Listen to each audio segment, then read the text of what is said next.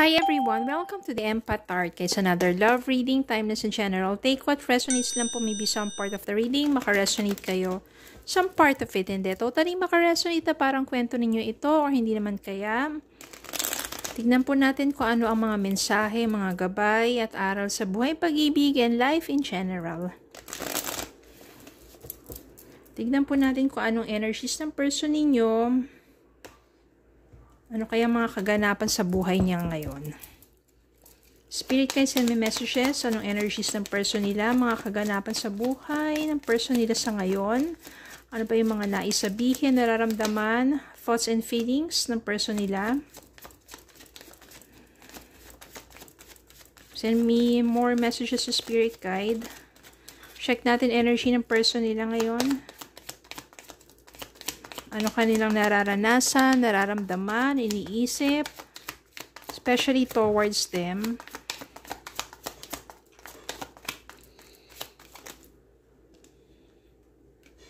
Okay.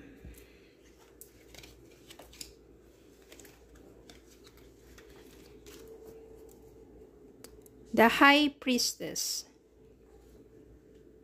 Queen of Cups. Page of Pentacles, Three of Swords, Page of Cups, the Hermit, Four of Swords, Three of Wands, the Lovers, and Temperance. Okay, I can sense here, remember po, ang mga energy dito, reversal po yan. Ibig sabihin, pwedeng energy mo, energy ng person mo, at saka, hindi siya gender specific. Yung hindi porket nakikita natin queen, diba? Kasi minsan, kahit yung mga lalaki, meron pa rin silang feminine side or energy. No? I can sense here na maaring yung person mo, the High Priestess, no, parang naano na yan namulat na yan. Sa ngayon, alam na niya yung mga dapat niyang gawin, in order to change his or her life.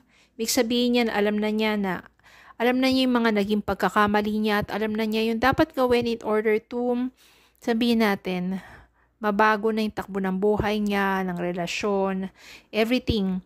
No? Parang naano na yan,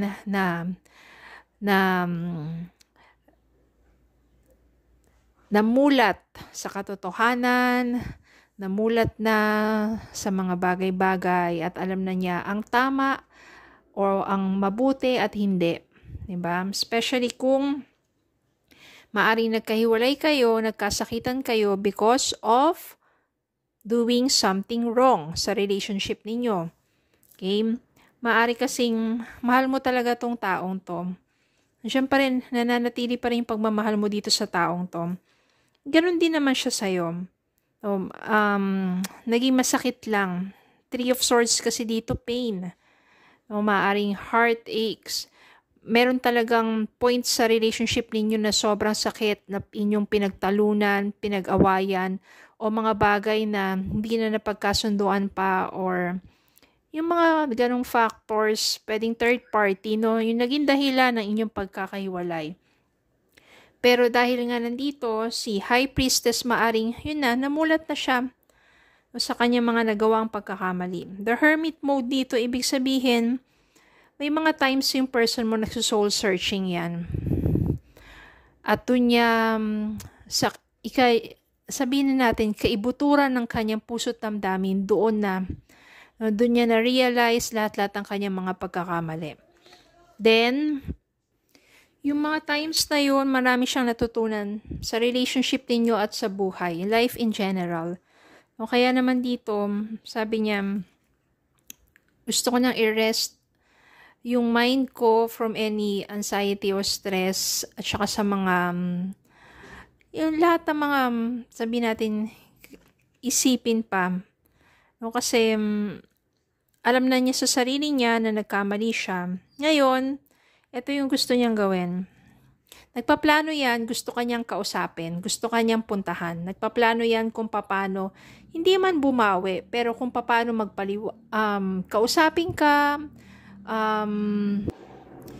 siguro doon na rin niya i-explain sa'yo or ipapahayag sa'yo ang kanyang nararamdaman, ang kanyang kung ano man yung current na nasa isipan niya.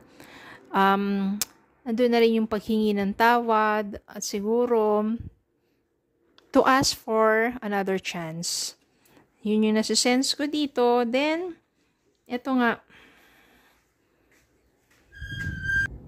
you still feel pa rin na there is concern and there is also, sabihin natin yung feelings pa rin towards your person. No? Para hindi mo maitatago yan sa sarili mo. Na mahal mo pa rin naman yung taong yun. At nagdenais ka pa rin naman na makita siya at magkausap kayo. At siguro magkabalikan, no? So, ganun din naman siya. Etong Page of Pentacles naman to is maaaring energy ng person mo na parang bigyan mo ko ng pagkakataon, mag-usap tayo. O, para doon. Ito yung Pentacles kasi dito is sabihin natin, dyan na siya yung parang muling mag-offer ng mag-ask ng panibagong simula, ng chance, na sabihin na natin na this time, knowing na yung mga pagkakamali niya, mas magiging maayos. No, mas magmamature na kasi siya. Maaari kasi na yung kanyang naging pagkakamali ay nadala ng, alam niyo na yung mga, nadala lang siya, no, ng mga tukso or hindi naman talaga niya, hindi naman masasabi aksidente. Kasi lahat naman yan di ba? Hindi masasabi na ano. Pero, pinagsisisihan na niya ng husto yung nagawa niya sa'yo. Yung pananakit na nagawa niya sa'yo. Okay? Kaya maaring nais ka niya makausap para humingi ng panibagong pagkakataon. And yung temperance dito, ibig sabihin yan, patience. You need to be more patient sa sitwasyon ninyo and also perfect timing, divine timing. Darating talaga yung panahon na makikita kayo at magkakausap muli. Kaya kapag nangyari yun, huwag pairalin yung parehong emosyon, yung taas ng emosyon, yung sabihin natin kung meron kang galit sa kanya o hinanakit, huwag nyung pairalin yun. Pareho kayo, pakinggan ninyo, pareho yung kung ano yung nasa puso ninyo. Heart to heart talk ka. Huwag din magpataasan ng, sabihin natin, ng pride o ng ego. Pareho kayo maging mapagkumbaba at makinig kayo sa isa't isa. Kasi darating talaga yung time na muli kayo magkikita at magkakausap.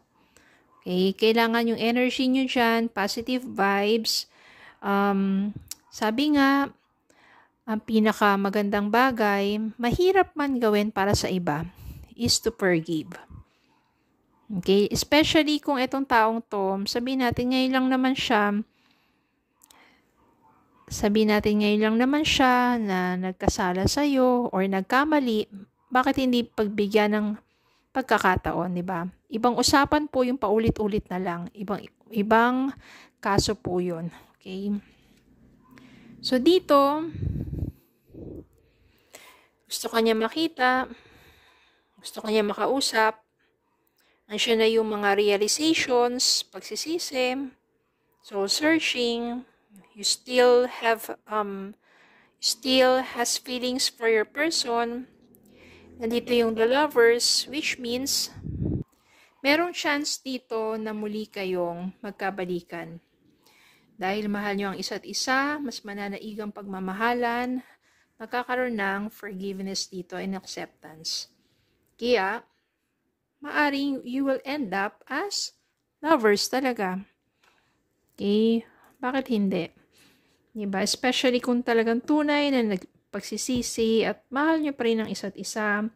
Minsan nga, diba, love is sweeter the second time around. Yan. Tingnan natin ang message para sa inyo.